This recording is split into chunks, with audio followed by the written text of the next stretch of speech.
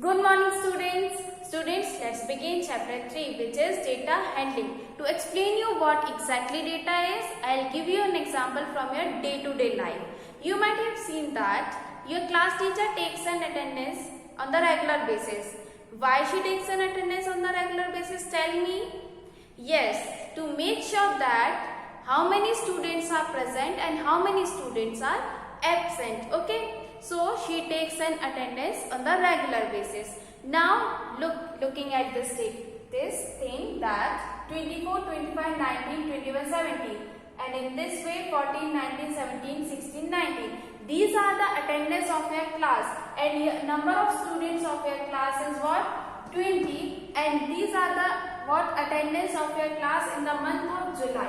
Okay, and number of working days in the month of July is 25 and these are the attendance of your class. This is the attendance of each student of your class.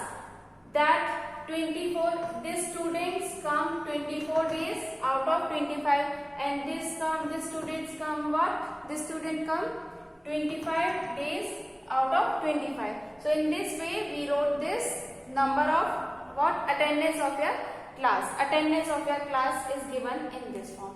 Okay. Now tell me which student is most often regular or which student is most absentee in your class. Tell me. Yes, you can tell like this that 14 is less out of whole this thing. So this student is most often absentee in the month of July because he or she comes 14 days out of 25 and this is very less. Okay, so this student is most often absent in your class. Now who is this student? Tell me. Yes, you can't recognize that which students comes 14 days out of 25.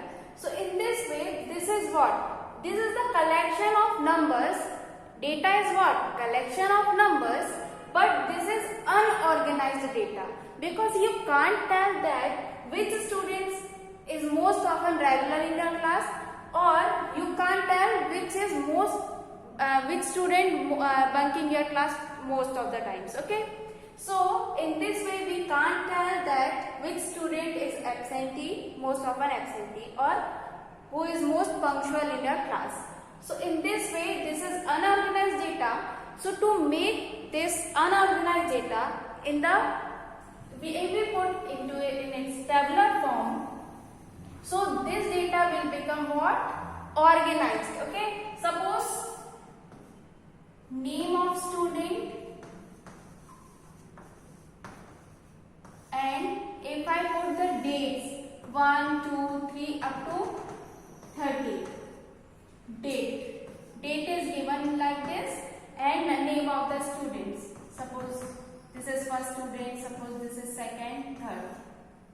In this way, okay. This is the what? Name of the students and this is the date where we put the attendance that in 1st of July this student was present, absent, present. So in this way your teacher takes an attendance. Okay. So if we are putting into its tabular form, so you can easily tell that which students comes regular or which student is most absentee in your class. Okay. Now, if there is unorganized data, so if teacher is being asked that on which particular day the student were absent, how many students were absent or which student was absent on a particular day, so your teacher can't recognize that which student was present or absent on a particular day because that data which I previously show you, so in that data you can't recognize that which student is most often absent, most often regular or absentee in this month of July. Okay, and if we put that data in this tabular form by putting dates and by putting their names, so you can easily tell that which student is regular in your class and who most often bunking the class. Okay, so if we are arranging such data, unorganized data if we are arranging and organize that data, so that is known as what? Handling. So data is nothing but a collection of numbers, and if we are arranging those numbers or if we are organizing those numbers in a particular table, or you can do in a particular way, so those things are known as what? Data handling. Means handling of data or organizing of that data. Okay, this is the example from your day-to-day life. Okay, now if there is your class and there is number of scores of your class, scores of your class, assignment scores. Okay, so 12, 15, 17, 20, 19, 18, 14, 15, 14, 19, 18, 20, 14, 15, 16, 17, 19, 20, 14, 17, 19, 18, 17. Suppose these are the scores of your class. Okay, number of students is 20, and you give assignment. Total marks of assignment is maximum marks of assignment is 20. Assignment is what? 20, and students scored the marks like this. Some got 12 out of 20, some got what? 15, 17, 20, and in this way your class got numbers like this. Okay, so if I am asking that who scores this 14 marks, which student scores this 14 marks, so can you please tell me who scored this 14 marks?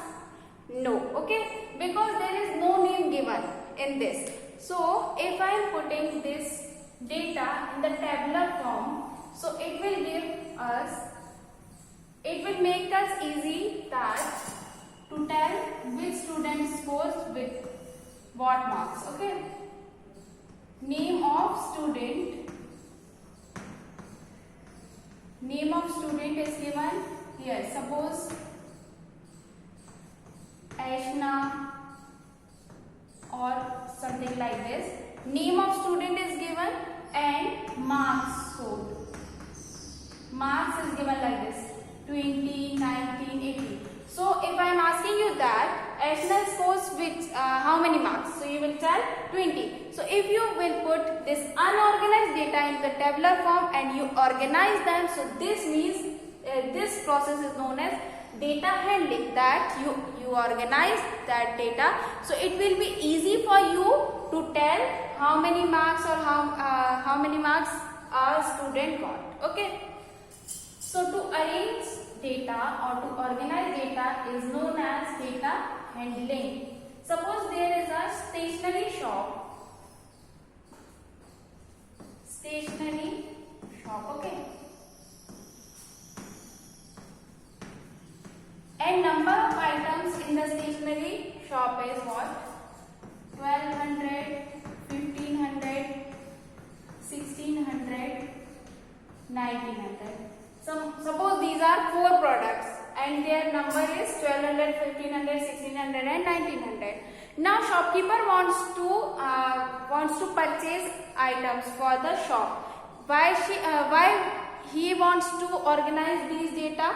Because if he organize this data, suppose this is number of pencils, and this is books, this is notebooks, and this is what? Erasers. Okay. So why shopkeeper wants to handle his data?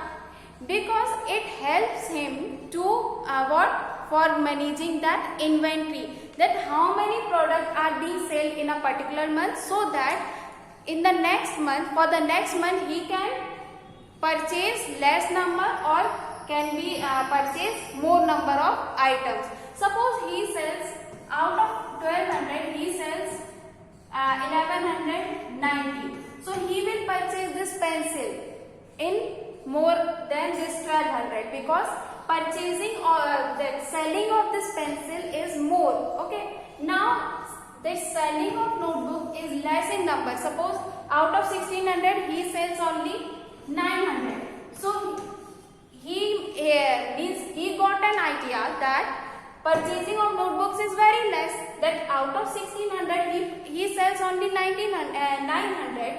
So purchasing of notebooks is 900. So he will get an idea that selling of notebook is less. So for the next month he will manage his inventory. Okay, he will manage his inventory, that how much amount he has to purchase an item. Okay, in how much amount, so that it will be beneficial for him. And in this process he can manage his whole data. Okay, so data handling, why we are doing data handling? It gives us an idea that how we arrange, how we manage our system. Suppose your teacher takes an attendance on the regular basis. Why she takes an attendance on the regular basis? Because to make sure that who is most absentee or who is a regular student. Because if she comes to know about that who is most often bunking the class, so she will make that student punctual in the future. That she will tell him or her that why you are absent and give me reason. So again and again she will say to him that be regular. So it will make that student punctual student. Okay, so these data need to be organized to make what? To make the system in a better way. Okay, so this is the introduction of this data handling. Okay, I hope you understood the concept of data handling, that why we need to handle our data. Now there will be some terms used. Okay, arithmetic mean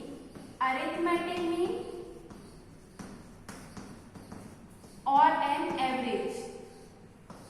It is known as average or arithmetic mean.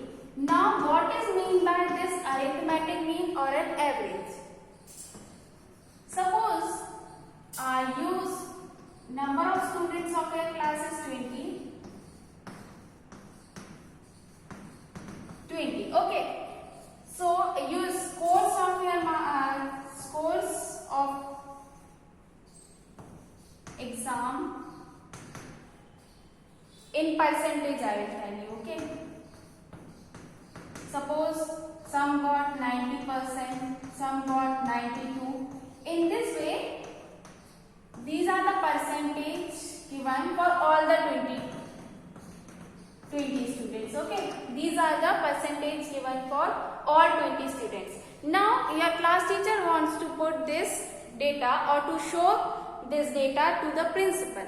Now if principal wants to look upon your class, okay, that how many students got this and how many students are failed, how many scores good marks. So to show them your percentage or the data of your class, he has to look upon each student. Okay, but if principal has no time to look upon each student, that this student got this mark, so he or she, that principal wants to see that overall performance of your class. Principal wants to see that what is the overall performance of your class. To show them overall performance of the class teacher will find out its average, that average percentage of your class. What is the average percentage of your class? So how to determine that average percentage of your class? See here, there is one formula given, that sum of observation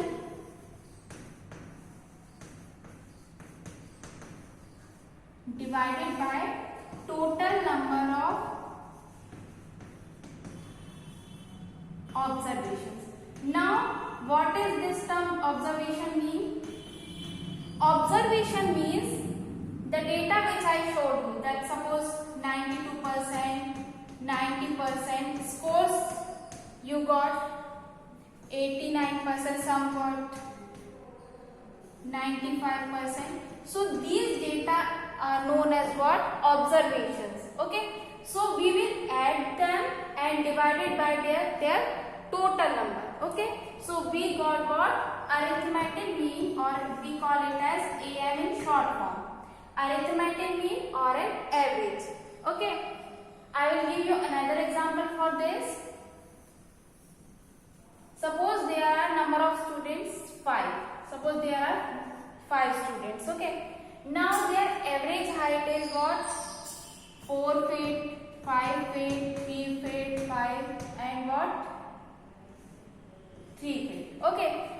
So these are the heights of these are the heights of 5 students. Now I am asking you that what is the average height of these 5 students?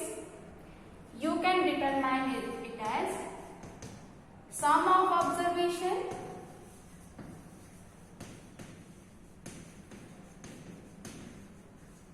upon total number of observation.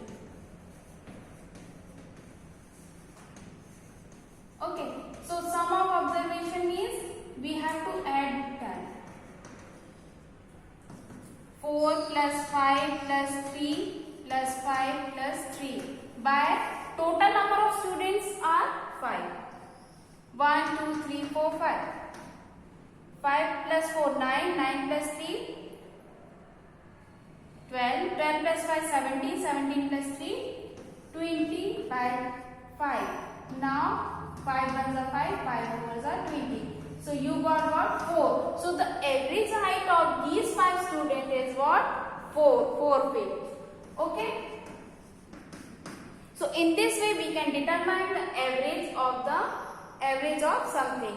That height, or there is a score in your class, percentage of your that assignment or whatever. So if you want to find out the average of anything, you have to apply this formula, that sum of observation divided by total number of observation. Okay. Understood everyone? Now next is range. What is range? Range is the difference of highest and the lowest observation. Range is the difference of it is the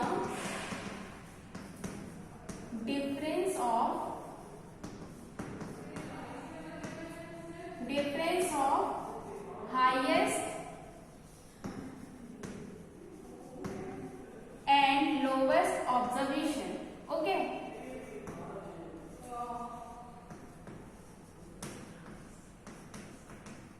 Suppose I am taking that previous example of height. So 5, 3, 4, 3, 5. Okay. So now highest observation in this is 5. Range. Highest observation in this is 5 and lowest is what? 3. Yes, 3. So range is what? 2. So range is, we got 2. In this way we can determine range. Range, it is the difference of highest and lowest observation. Difference means we have to subtract that. So if we subtract highest observation with the lowest observation, so we got what? Range of a particular data. So if I conclude that, what is data? Data is a collection of what? Numbers, or data handling. In data handling, we organize that particular data so that it gives us information. Data handling means we organize data and so that it will give us information. Okay. I hope you understood the concept of data handling. Okay. Thank you.